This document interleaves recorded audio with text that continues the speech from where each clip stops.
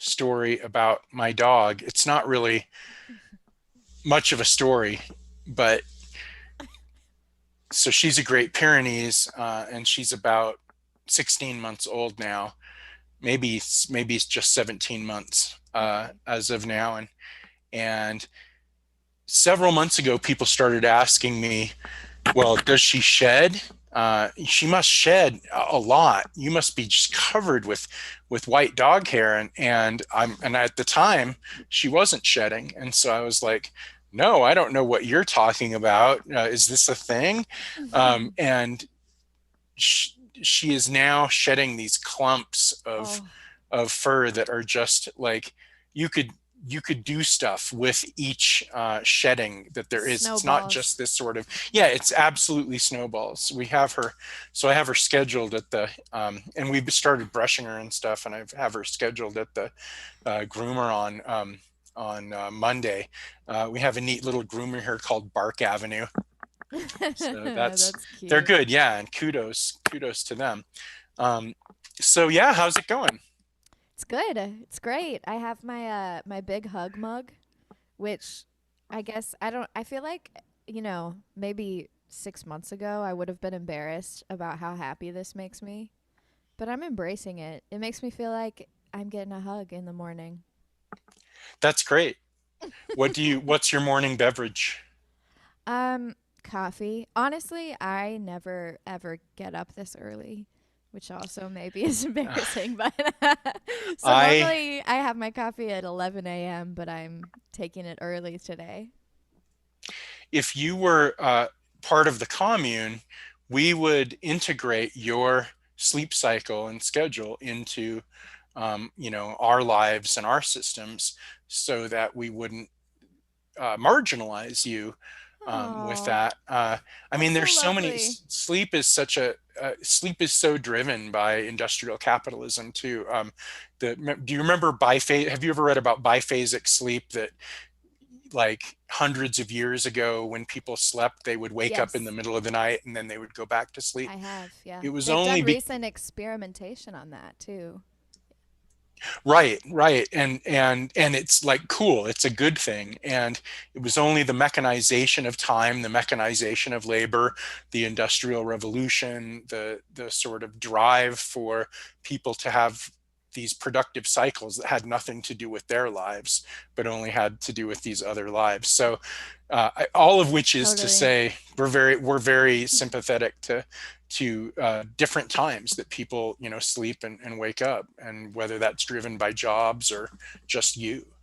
I appreciate that. That's been a thing I've had to kind of get over some insecurity about. I feel like it's been so ingrained in me to feel like, and I also need a lot of sleep. Like, I think just as a person, I'm like a 9, 10 hour a night person. And, I've just been, it's been ingrained in me that I'm just like lazy, or I just like am not trying hard enough. Um, but that's been a cool thing about being able to set my own schedule, is I can start to actually like embrace that and work in a way that works for my body, instead of just Hmm. being like honestly really exhausted all the time. Hmm. Yeah, and it is hard because of all the ways that people just expect that that's when you get up, and then that this sort of fetishization of productivity and all of that stuff. But uh, it's it's good to have you on. This is Hannah Rooth, everybody, and we're Yay, back on thank the you. Solidarity House live stream. And you can support us at patreon.com/solidarityhouse. Go, go, go, And go, go. we want to thank and welcome all of our new Patreon subscribers for the going into the month of June. It's been a really inspiring month, and we want to thank you, Hannah, for being on the show and for supporting us as well. And Yes, I'm uh, happy to be newly on your Patreon and check out all the cool stuff you guys are doing. It's inspiring. yeah, and flip side, I also personally am a supporter of Hannah's Patreon. And what is that? Do, My Patreon is Hannah Ruth Music. Ruth like tooth, but with an R. two O's in the Hannah Ruth. And so now Hannah Ruth with two O's is going to play us and sing us some songs. And we're very excited about it. Yay, thank you. Yeah, once again, I'm so honored to be the first musician on this podcast, and it's just been super cool to get to know Matt, such a great mind, and really excited for our conversation later. Um, and I'm also excited. This first song that I'm going to play for you guys, Matt requested, and it is my first released single. It's called Divorce in the Water, and I will let it do the rest of the talking.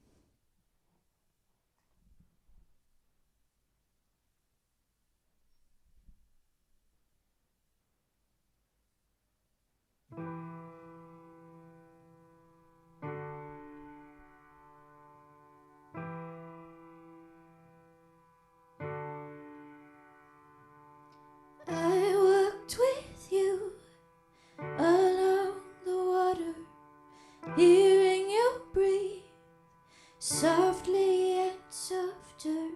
I listened to you.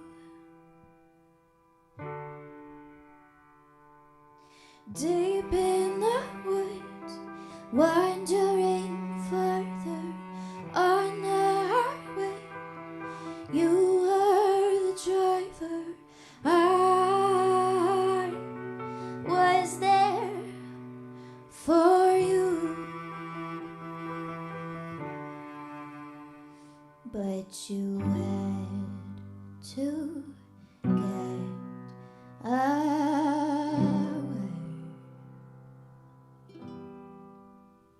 I would never make you stay.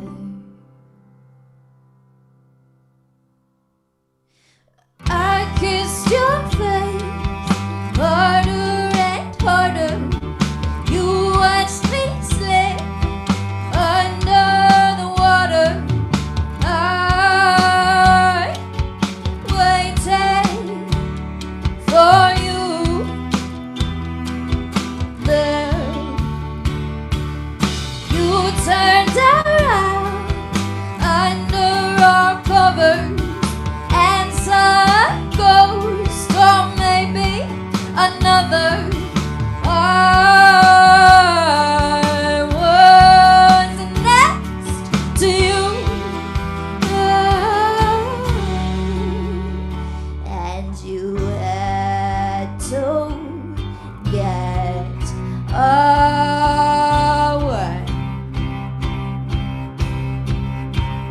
I would never make you stay.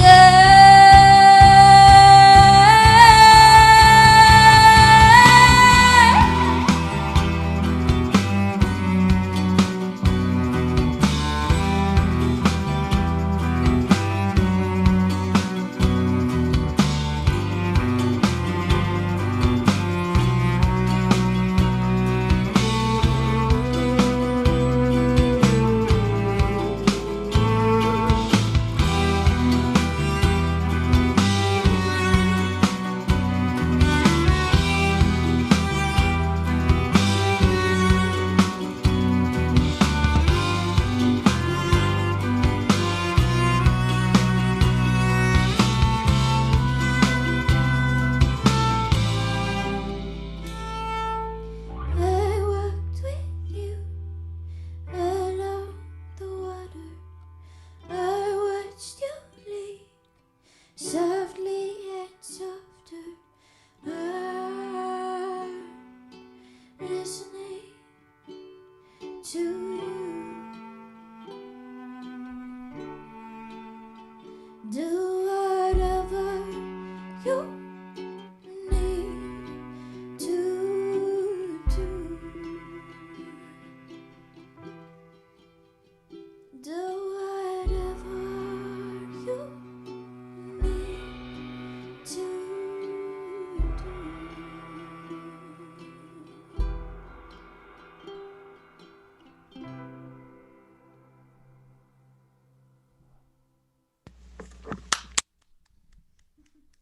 Thank you so much. That was friggin' outstanding. Thank you Tell so us, much. I, because we're gonna have plenty of time to talk about music, but tell us real Okay. briefly what the story is of that song. That is my favorite of your songs. Oh, that's lovely. It's my boyfriend's favorite too, actually. So that song, I wrote it back in 2018, right after my ex-wife had divorced me. Um, and it's it's yeah, I guess it's really a song that's about that kind of the tension between um, what I needed and what she needed, and learning learning how to like release her and let go of her Mm, and hmm.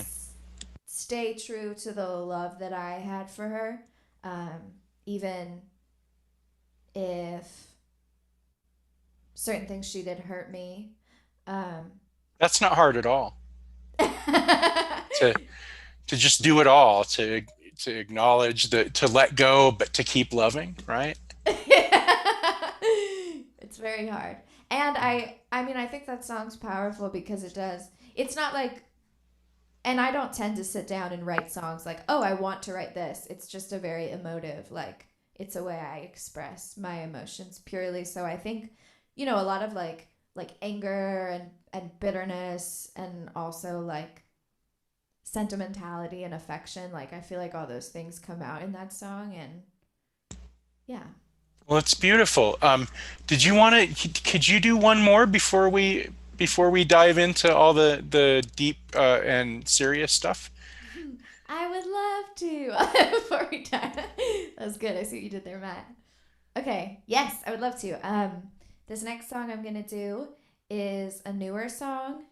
Um, it's called "Strong and Tender," and this one's more in line with kind of my journey of um, beginning to identify and see myself as more like non-monogamous and polyamorous and accept that part of myself. So that's part of what this song speaks to. Awesome, Hannah Ruth.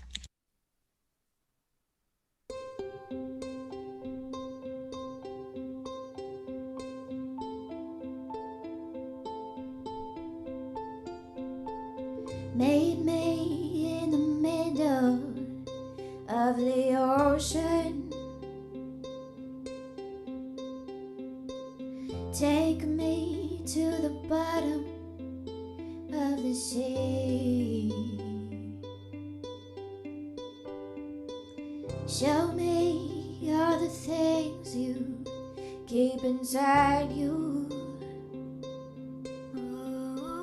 Let your thunder and your rain wash over me. See, I didn't come to take your heart for granted. No, I hold it like a beggar holds his purse. And I can't pretend I don't need you inside me. 'Cause I'm aching for you so badly it hurts. But you can't say I'm less strong, because I am more tender. I'm the wood, the water beats, and I float in a hurricane. And this house I belong, where sometimes life don't enter. I'm like a cage that catches rain. I can hold the pain.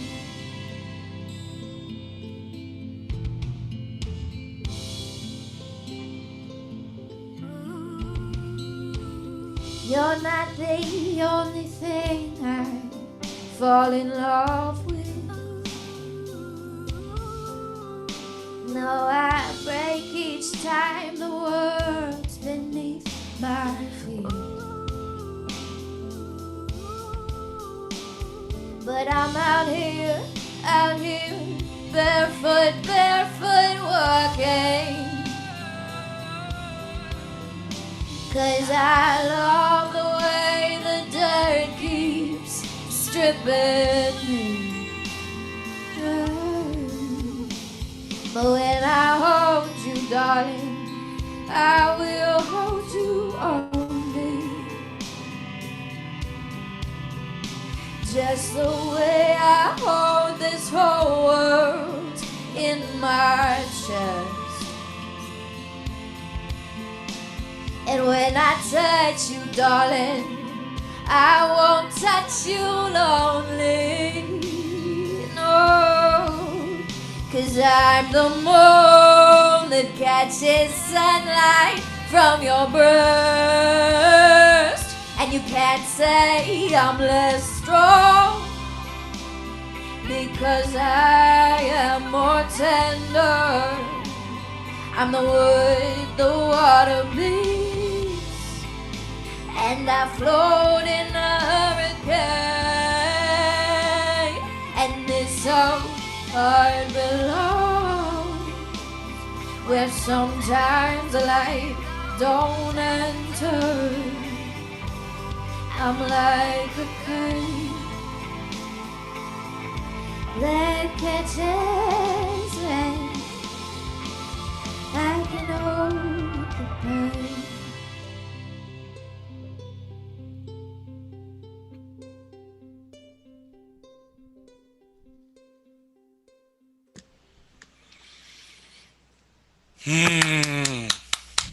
Thank you. Wonderful.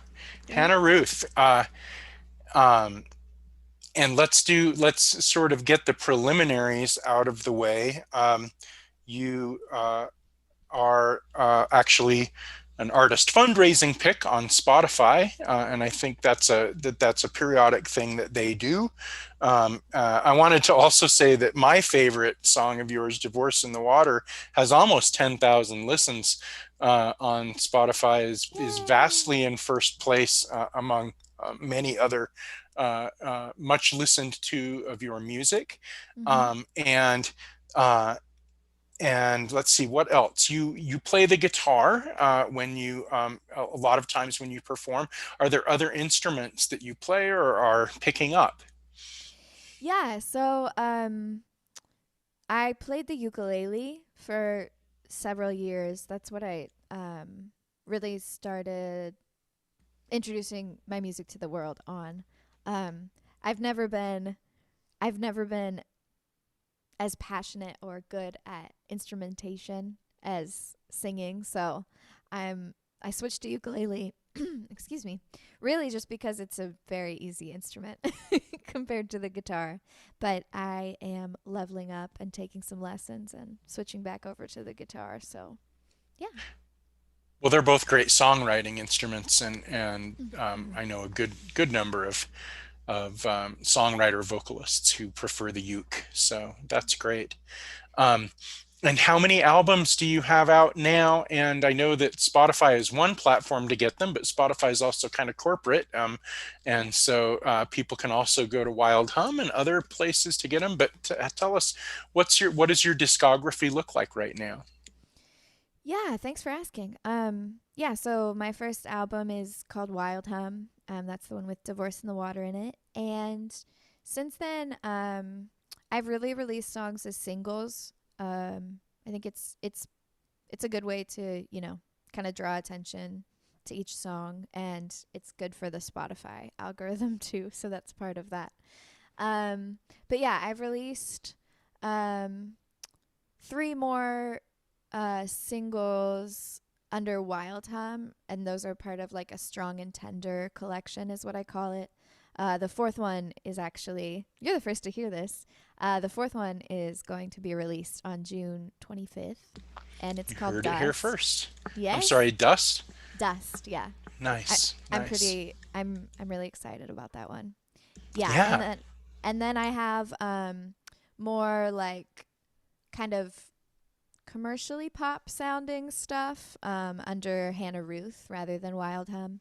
I have about I think 5 songs released there. One of them I'll play for you later. Give me that gold. Hmm. Yeah, so that's what I got going on right Great. now. That's wonderful. So what, how did you get here? How did you land? And now you're on a show talking about your singing. So how did you get from there to here? Yeah. Okay, so I started writing songs when I was really young, like 6 or 7 probably. Um, probably around the time I learned to like put sentences together and stuff like that.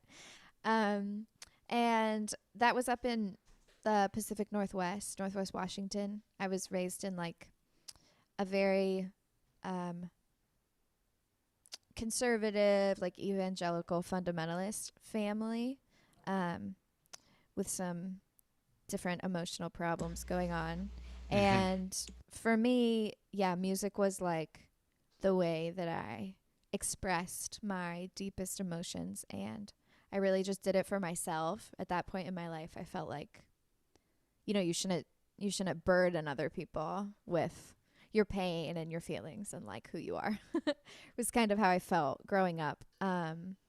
So I moved to Houston, Texas, and met my now ex-wife there doing a volunteer program together. And I started playing. I played music with people then, uh, in little bands, and like we did some of our friends' weddings. Um, but I wasn't really to the point where I was like really taking my expression like seriously and thinking like this is something I really want to get out into the world and show people. Um, and then fast forward about 5 years later, when I was going through my divorce was really when I like picked up music really strongly again. Just kind of, I was in a really dark time and reconnected to music as sort of that like first safe space and the way to really express myself and like feel my sense of like power in my life and in the world.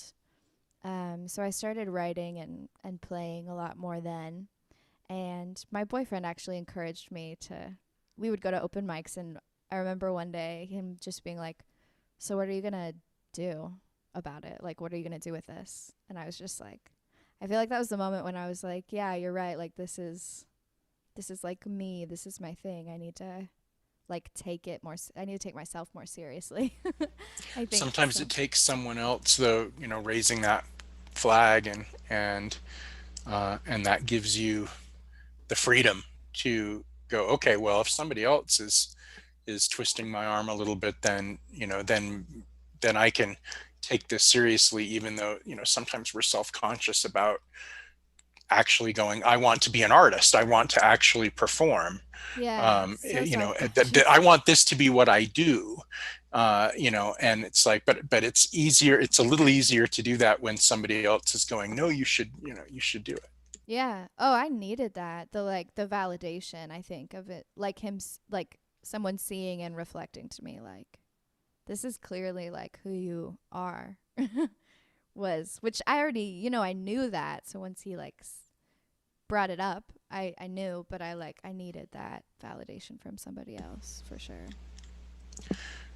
So we're in a kind of brave new world for musicians and for all kinds of content producers, and you have to, I mean, there was sort of a way, I mean, I guess that self promotion and engagement and publicity and all of those things have always been really important, but there is definitely much more of a DIY kind of culture about it right Absolutely. now. And Absolutely. it seems from me watching your work and your engagement that you're kind of all over it.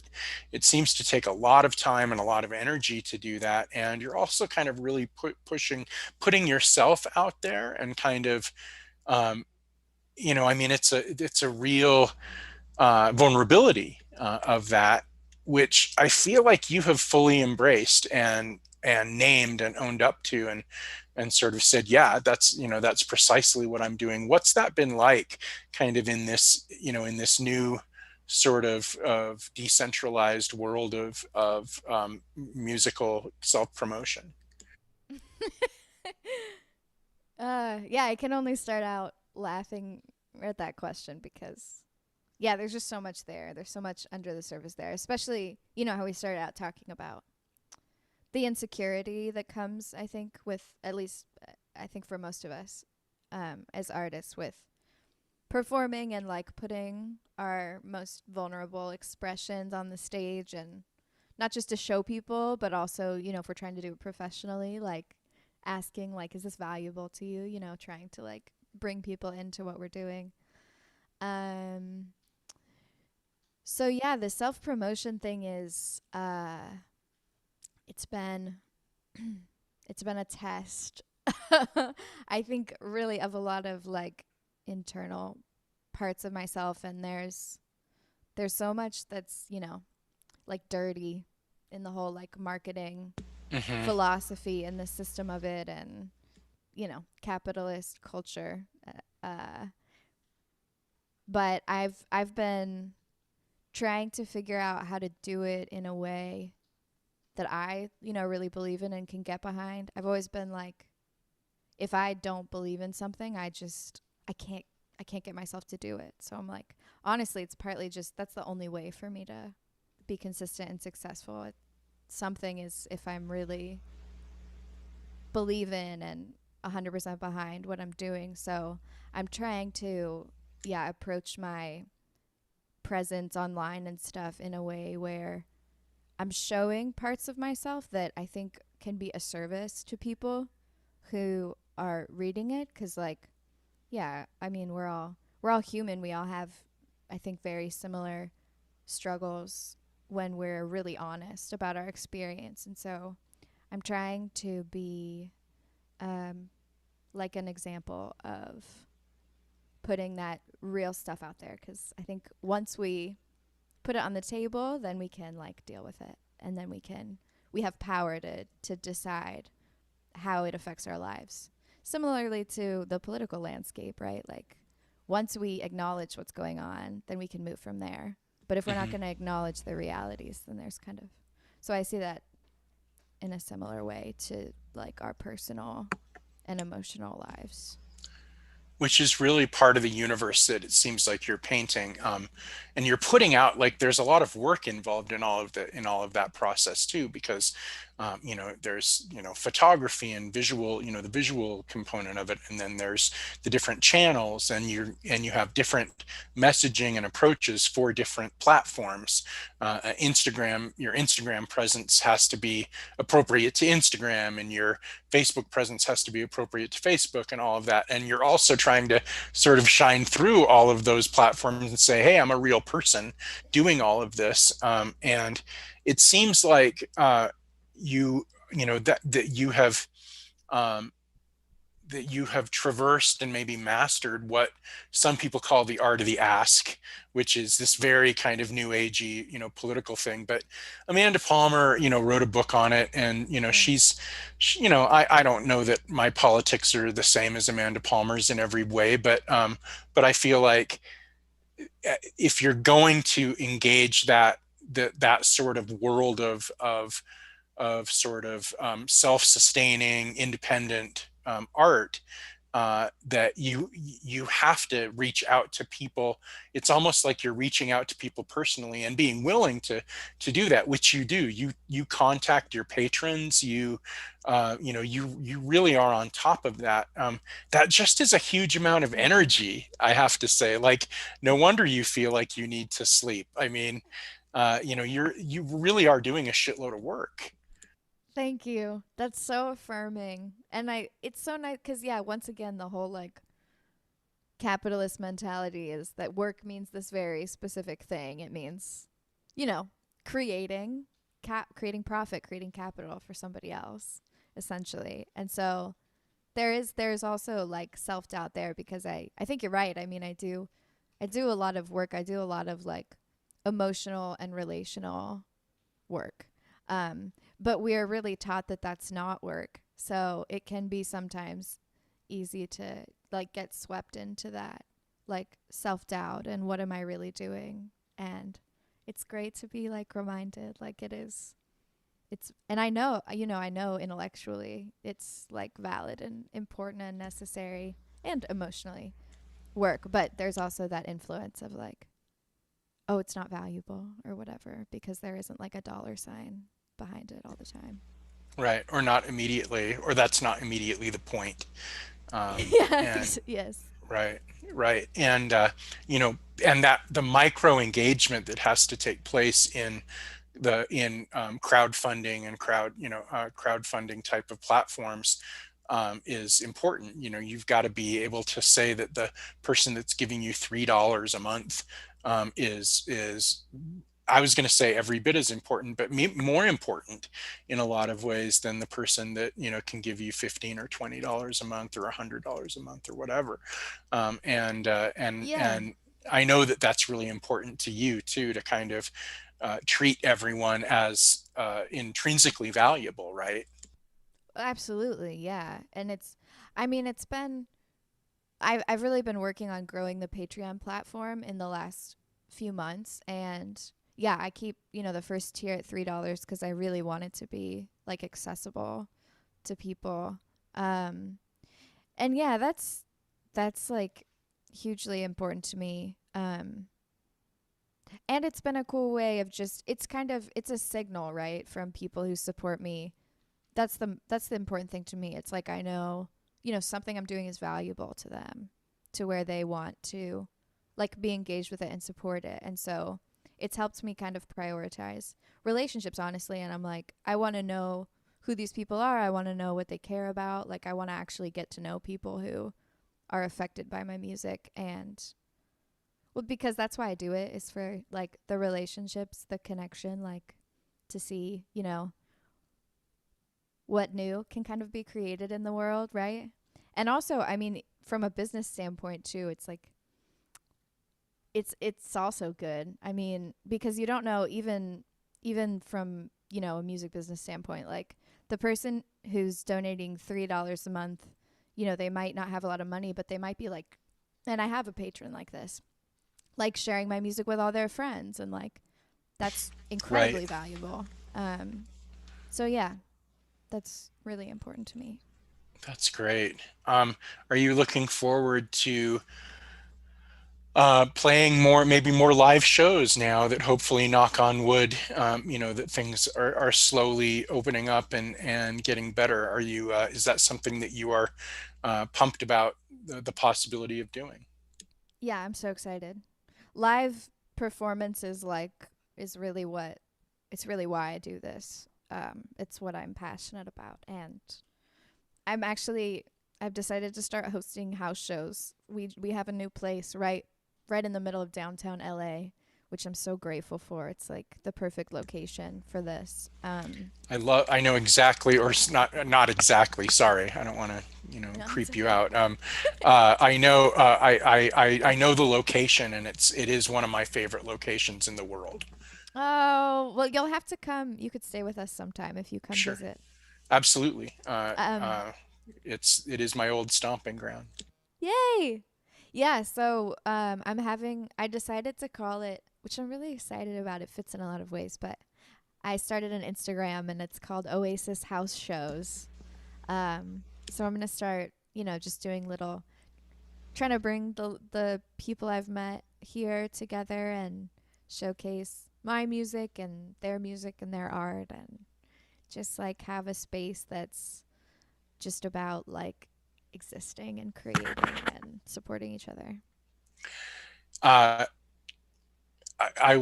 I can't help but speculate then that you will have to cover at least one Oasis song at some point or another. Uh, I don't know who that is. That's so embarrassing. that's If you hilarious. tell me That's the great. songs, though, I'll know. Wonderwall. Oh yeah, It's yeah, yeah, yeah, yeah. yeah, Okay. yeah. I Well, should do that. That's a great idea. exactly. No, the important thing is that they are, I'm not a fan, but that they're these bad boys, these, England bad boys that were trying to be bigger than the Beatles, which, of course, no one will ever be bigger than the Beatles. And that it's brothers and they hate So each they're this other like and douchey band called Oasis. they, yeah, but they did have that one hit, and we're pretty big. What is it about, otherwise successful English bands that have these people that love to hate? Because when I was your age, the Smiths were, reinventing the sound of pop. Pop and rock music, and it turned out that Morrissey is just this giant fucking asshole. So I guess the important thing is not just to make good music, but to be a good musician, which also means a good musician, Human. um, which I think brings us to this relationship to politics and the relationship between music and particularly radical politics. And it seems like from my very first from kind of seeing your work for the very first time, um, it was obvious that you prioritized radical change, but that doesn't mean that all of your music is political, and that In and fact, it most of it exists is in a not. yeah, exactly, but it exists for you in a space that includes the space of radical engagement with the world. Talk Yeah. about that. Yeah. Thank you. I'd love to. Yeah, so for me, like I said, music is a very when I write, it's very, very instinctual and intuitive, and it's the way that I um, express and even like come to know my feelings about like my most intimate kind of situations. Usually, it's about like love, like lovers or unrequited love, or like family relationships that are difficult. Um, and I think that I actually, okay, I'm going to read a quote about this that I found from Angela Davis. Um, it says, progressive art can assist people to learn not only about the objective forces at work in the society in which they live, but also about the intensely social character of their interior lives. Ultimately, it can propel people towards social emancipation. So, the reason that I think, you know, my emotional world is is connected to the political and social landscape is that, everything around me is influencing is influencing my internal world, and the nature of like the relationships that I have and the struggles that I have in relationships are influenced by the political and social and economic landscape that we live in, that shapes our relationships in so many ways. Like, we started this podcast talking about how the working world influences people's sleep so much. And that's just like one example of how, on a daily basis, the political and economic landscape of our lives is so influential of every part of us, down to like the sleep we're getting, which impacts our mental processes, which impacts our emotional lives and our relationships with other people. There was an article that I read that was about how, people who sleep more have better relationships, and it just makes so much sense. If you don't get enough sleep, you're snapping at people, you're irritated. So the forces that are impacting our political lives are like intrinsically so related to our emotional lives. Um, but that's not really why I'm like, that's not like the why of why I care about politics and write personal songs. Um, it's just, I it's something I do, and so I care about politics, and so I really just want to use the vulnerable landscape of sharing music and emotions with people, which gets people, it gets people in the heart. It helps people get into a really human place. And so I feel that if I can use that space to talk about political realities that people often have a lot of defenses to talking about for whatever reason, it can help people think about the political landscape in a new way, and be actually emotionally open to understanding things that they might not have been open to understanding. And I definitely haven't gotten, to where I would like to be in that sort of crossover of sharing music and politics, but that's like really what I would like to do. Do you see yourself at any point in the future saying, you know what, I'm going to write a political album, or I'm going to write some songs that are, really explicitly and openly advocating something? Yeah, so I do have one actually it's sort of, I mean, it's like a socialist pop anthem.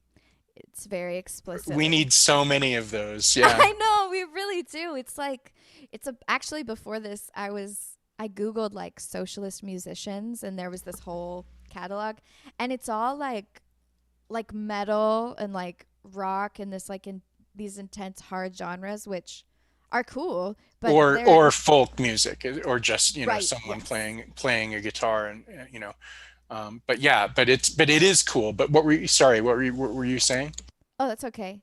Yeah, which is cool, but it's like it's not it's not even the music that I tend to listen to the most often, and it's certainly not like popular pop, right? It's not like what the masses of Hmm. people are listening to. So I think that's a really exciting. I mean, I want to see more artists in that area, and I'm also like excited to be kind of getting into that, going in that direction. And also, the more that I understand the connections between my personal life and the political landscape, the more I can like naturally create those songs, because it is important to me in my process to write in a very organic way. I think it's like, personally, I think it's the only way to write anything meaningful, anything great, I think, has to be written very organically. Um, so, yeah, it's exciting as I learn more about my internal life and about politics and the political world. Those things start to intertwine naturally. It is a very small handful of artists that successfully do both. And one of my favorite musicians, Billy Bragg, who, he will have an album, and half of the album will be very angry political, songs, and the other half will be these incredibly tender and just heart wrenching love Bob songs. Dylan. Bob And Dylan. yeah, and Dylan has done that, and his, I mean, much of his political stuff is much more ephemeral and metaphorical, which I think, but I think also then blends him back, or lets him fold back into equally metaphorical love songs. But that terrain of vulnerability that you talk about is the common space for both loving another person intimately, or other people intimately, and also, as well as family love and parental love and all of these other types of love, and and is also the ground for radical political change, which it begins with acknowledging our shared vulnerability, it seems like to me. Yeah, I agree absolutely. Our shared vulnerability, but also importantly, our our personal ability to exert power in the world, which we're in so many ways taught that we don't have the right to kind of just exist and exert power as the human being that we naturally are. And I think the vulnerability and the power are very tied together, because you have to be vulnerable to acknowledge what you need and what you're not getting in your life and in the world. Um, and then the other side of that is, it's like worthiness, I think. I like Brene Brown's work around worthiness. And I think that is really tied to feeling that one has the right, that's even if it's not given to them socially or politically, but that one has the right to exert power and to work to create a life that um, suits their humanity. Uh, and we're going to listen to another track of yours in a moment, but before we do, it seems like a big cause that you feel very personally devoted to, and that you talk about a lot, is the cause of prison abolition and abolishing the prison industrial complex and creating new conceptions of security and new conceptions of restorative justice. That's a big part. That's big for you, isn't it? Absolutely. Yeah. Um, I think, um, I mean, there are a lot of reasons. I guess I didn't know which one to start with, but the way that the prison system works is just so abhorrent to me. Um, Not only on like the scale of it, but just the way it works in the life of an individual. I mean, I have like immediate family members who have experienced the prison industrial complex, and the way that it just cuts into just basic human self-esteem is profound and so painful to watch a loved one experience that. And so, yeah, when it comes to talking about feeling the personal power and the personal worthiness to create a world that suits one's humanity, like, I think the prison industrial complex is so effective at stripping that and destroying that part of people that really feels a sense of their own worthiness and power. And so um, it's painful, and it's really important to me to be a part of education and change around the prison industrial complex. It's really only for the last few years that more and a broader network of activists and people on the left have really embraced the idea not only of prison reform, which is inadequate, but really of abolition, which obviously doesn't mean that we just cast everyone into this pile of danger, but instead is a restructuring of our not only our values but also our our practices in terms of both conceptualizing and responding to situations of human instability or human crisis. And so it goes hand in hand with defunding police and reinventing those types of public security as well. What else would you like to say about it as a movement? Absolutely. Yeah. I actually, there's a quote I found that says it better than I could and very succinctly. Um, it's from Ruth Wilson Gilmore, who is a scholar and one of the founders of Critical Resistance, which is my favorite organization that I know of right now, and one that I've been supporting in many of the anti-racism shows that I've been putting on in the last year, anti-racism fundraising live streams. But the quote is, abolition is about abolishing the conditions under which prison became the solution to problems, rather than abolishing the buildings we call prisons. So, yeah, in other words, the way I like to say it is abolition is um, abolition is about solving the underlying problems that are causing human instability, rather than just warehousing people to kind of hide the problem. That's amazing. I remember a few years ago writing a couple of articles about prison labor uprisings and prison labor actions, in which prisoners are going on strike, not only against the conditions that they are in, but also going on strike because they are essentially workers and barely paid workers. And that it's a really a form of slavery, a form of indentured work, that is this vestige of uh, well, in some ways it's a vestige, in other ways it's a feature of the current system. We can't, there's many things capitalism can't do without a supply of really, really cheap labor to kind of fill in the gaps.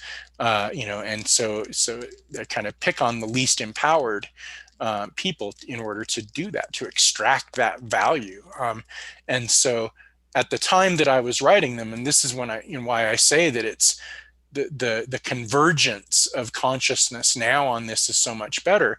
But even at that time, which is 2015, 2016, it was sort of a hard sell for a broad range of the left to understand, hey, these people are going on strike in prison where they have zero right to strike, where they will almost certainly be retaliated against in illegal ways, extrajudicial ways, Violently. violent ways, and uh, our sole job in that, as folks on the outside, is to give these demonstrations and these demonstrators unfucking conditional support for everything that they are doing and getting their message out, because that's what they're asking. They're asking for awareness and for signal boosting. For all of these things, and it was so important, and it felt so important to me to do that work, and also to contact and text with folks who weren't allowed to text, and getting some information on the inside from some of those folks as well. And now it's a little bit better in terms of a broader range, I think, of people understanding and beginning to embrace this notion that it doesn't, that the rest of our politics don't make any sense if we are not including the incarcerated in our politics. Yeah. No, I think um and Ruth Wilson Gilmore, who I quoted, has a book called Golden Gulag: Prison Surplus Crisis and Opposition in Globalizing California, which I shamefully have not read yet. I do plan to, but prisons are, in many ways, they're the, how do you say? They're like the end result. They're like Mm-hmm. the logical Yeah, result the of culmination of capitalist the logic. Sure. culmination of the things that we're fighting against as leftists. So I have another quote. I love quotes today. Okay. Uh it's by this great writer named Matt Stannard. I found it on Occupy. Yes, I read your articles. Well, actually I read one of them. I have to read the other. But I I love appreciate the it. way you said this at the end of this: national prison strike demands an end to slave labor. Um, Injustice is inevitable and unsolvable when we can be forced to spend our life force for others' private profit or for a state that has disenfranchised us.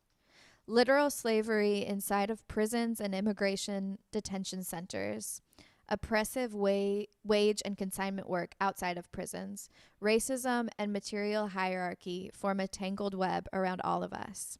And this part, I think, is so beautiful. The only viable way out of that web is a position of unconditional, or perhaps we should say unfucking conditional, solidarity with the least powerful humans in the system. Just, yeah, Thank that, you. all of that.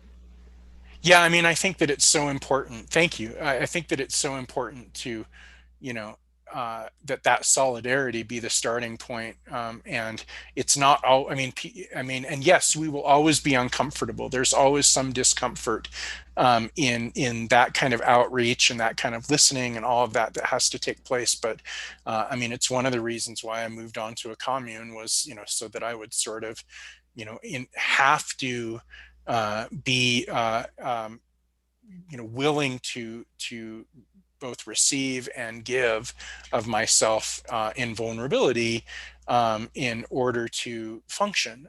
And it sort of had this, what they call a kind of a rock polishing effect, where now I go into ordinary situations, a lot of political organizing situations, and suddenly I feel like I'm the most patient person in the room.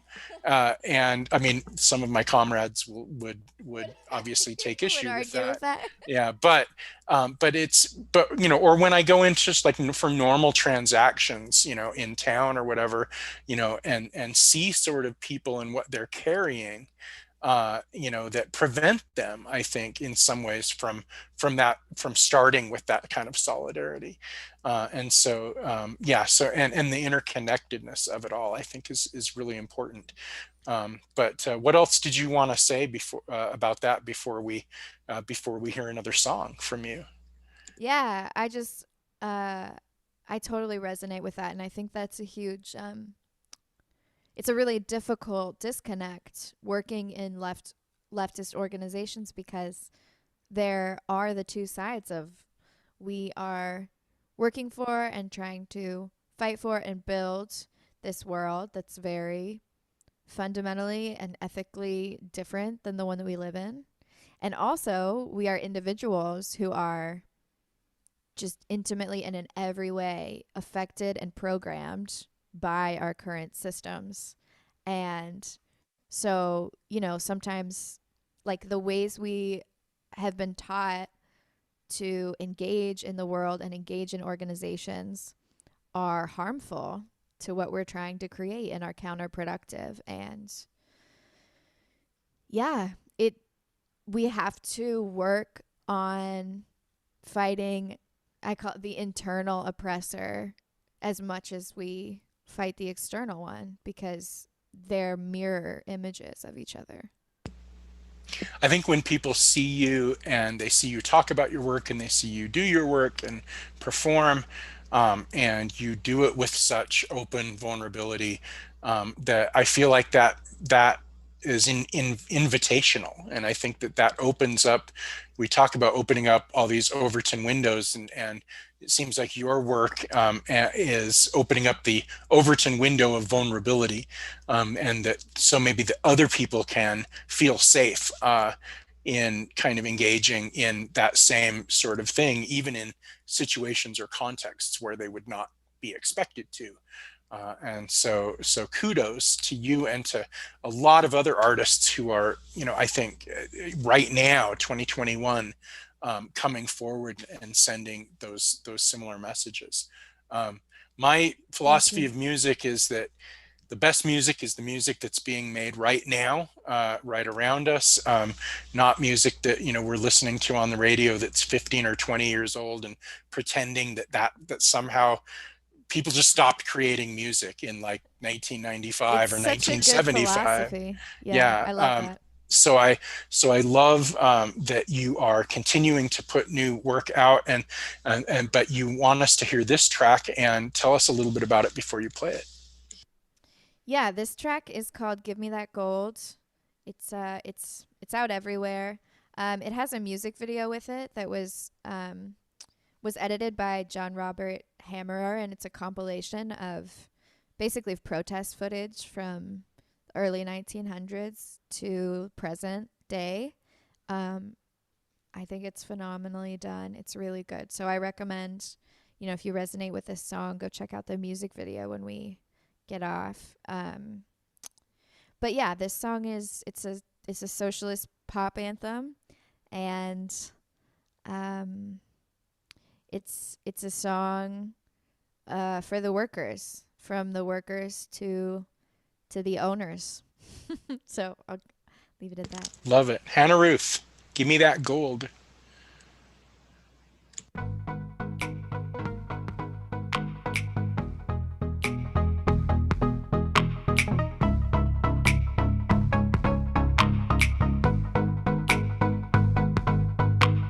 Taking all my weight and taking all my pride. All day shelling out, but it's nothing from inside. Take all of my time and you take all of my space. The day is coming soon, we gon' put you in your place.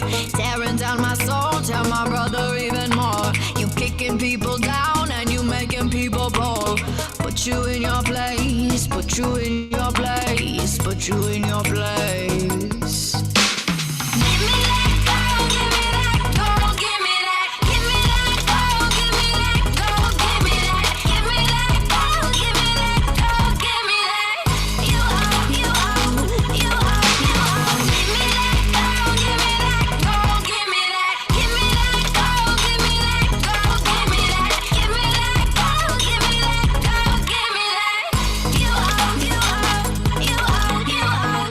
You can ride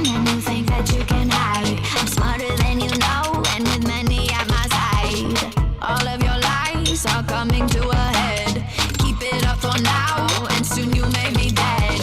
Everything shelled out will one day be returned. Things have long been bad, but soon they will be worse.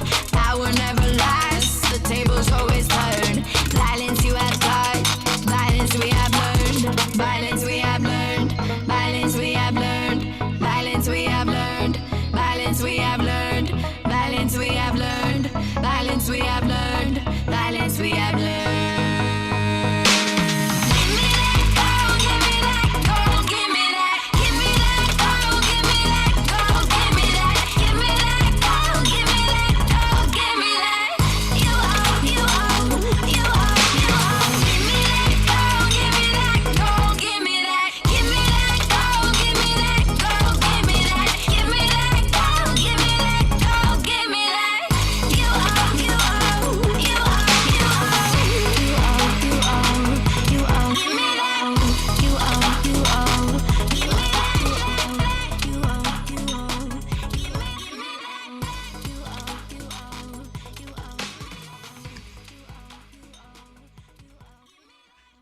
Ah, that's amazing.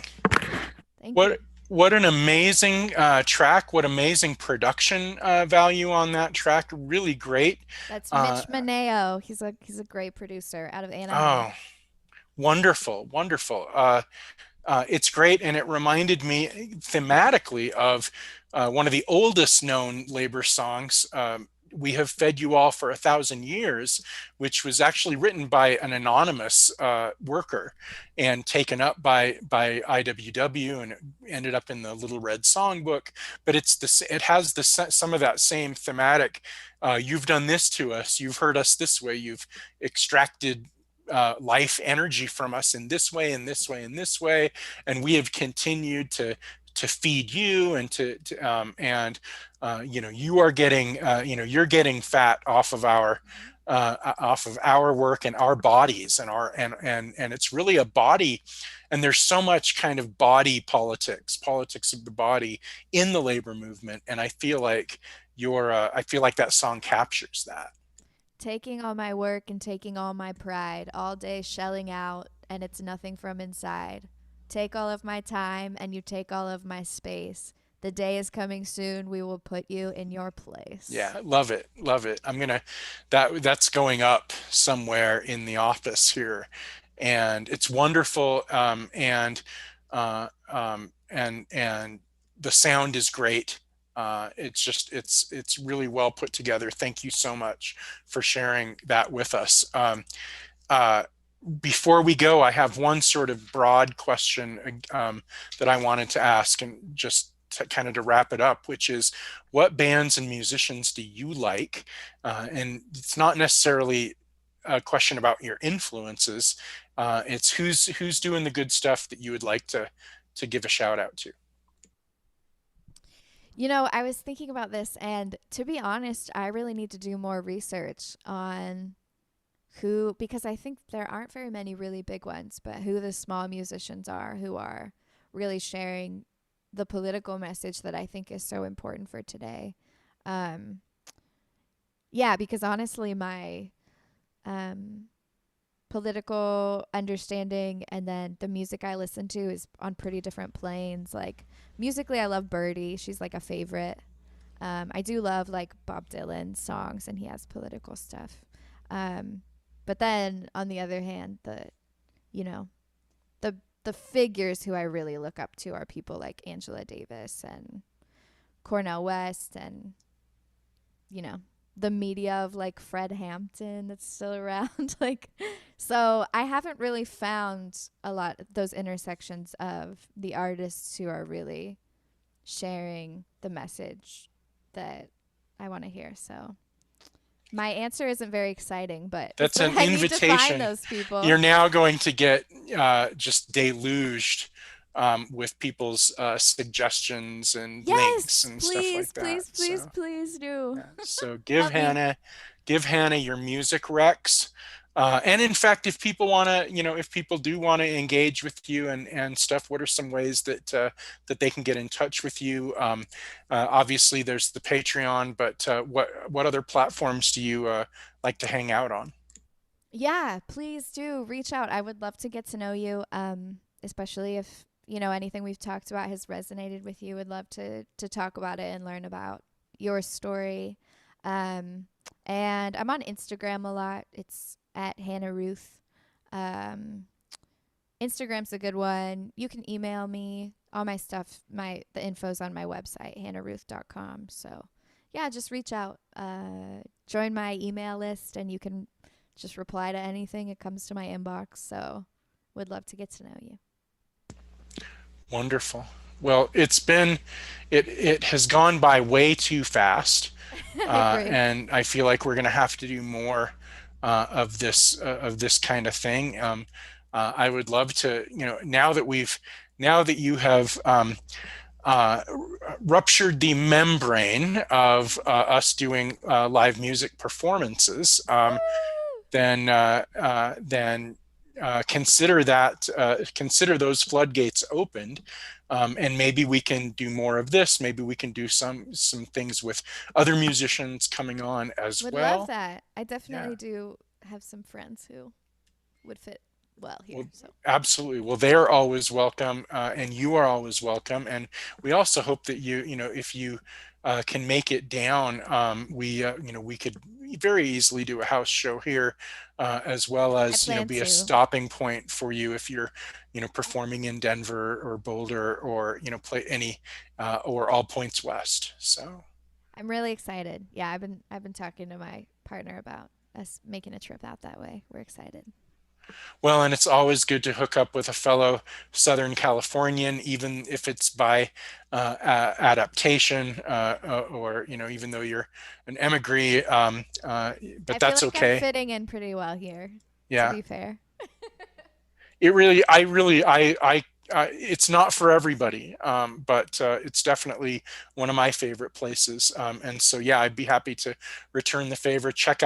I would love to check out the Oasis music collective that you've got going, Yes. whether or not you actually sing Oasis at the collective. Yeah, I'm torn. I'm And like, it would be funny, but maybe too kitschy. I'm not sure. yeah, that's true. Kitschy is okay though. But one of the things that it reminds me of is a wonderful story about adaptation and about growth and evolution, which is that Ryan Adams, the old country singer who was associated with what, Whiskey Town, I think. So when he would play, his name's Ryan Adams, and so people would drunkenly request songs by Brian Adams. And they would be like, play Summer of '69, dude. And he would get, initially, this, as the story goes, and Ryan, if you're watching this, please don't be mad if I'm getting it wrong. But initially, his response was, like, "Fuck you," you need to respect me as an artist, okay? I'm not Brian Adams, obviously. And so that was sort of his initial response. But then I heard that lately, like more recently, he'll come out and play Cuts Like a Knife or Summer of '69, to cover it in his own I dig unique that. Ryan Adams way. And at that point, you're just embracing it. You're embracing, and you're preempting. It's like the Grateful Dead just allowing everyone to tape their shows as a response to people bootlegging their shows. And it's like, no, everybody can. And so you just jump right into it. And you're so much about just jumping right into things. And I can't thank you enough for jumping into to our place for a little over an hour, and sharing so much of yourself. It's been delightful. Thank you for making me feel so comfortable here. We're Solidarity House Cooperative. This has been the Solidarity House live stream. You can support us on Patreon, patreon.com/solidarityhouse. We've got 2 new episodes that are going to be dropping in the next 24 hours of our podcast. And then at some point, we'll have a podcast of this live stream as well. We've also got some antics coming up Sunday involving garden gnomes and a Trump game and possible fire. And so we'll keep you posted about that too. Hannah Rooth, I can't thank you enough for coming on. It's a real privilege to boost your work. Thank you, comrade. All right, take Lots of care. love.